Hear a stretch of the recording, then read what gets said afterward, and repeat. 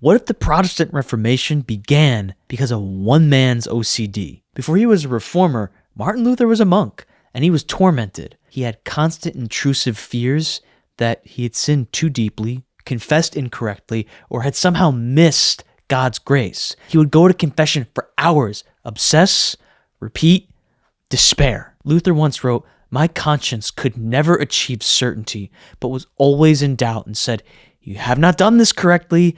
You were not contrite enough. You've omitted this in your confession.' Therefore, the longer I tried to heal my uncertain, weak, and troubled conscience with human traditions, the more uncertain, weak, and troubled I continually made it."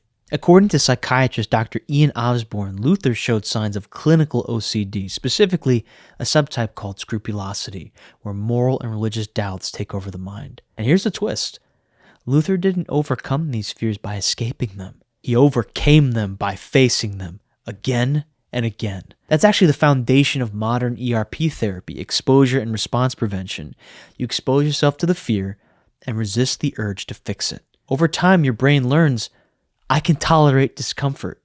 I can feel guilt without being condemned, and I'm not defined by shame. Luther's repeated exposure to his deepest fear, I'm not good enough for God, led to his most radical realization, the just shall live by faith. He discovered that God's righteousness wasn't something to earn.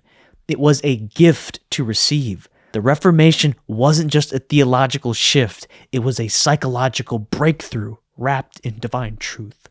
Shame says you're unworthy, you will never be enough, you are defined by what's wrong with you. But the gospel says God demonstrated his own love toward us in that while we were yet sinners, Christ died for us. Please check out the link to find an ERP therapist, and remember, the truth saves.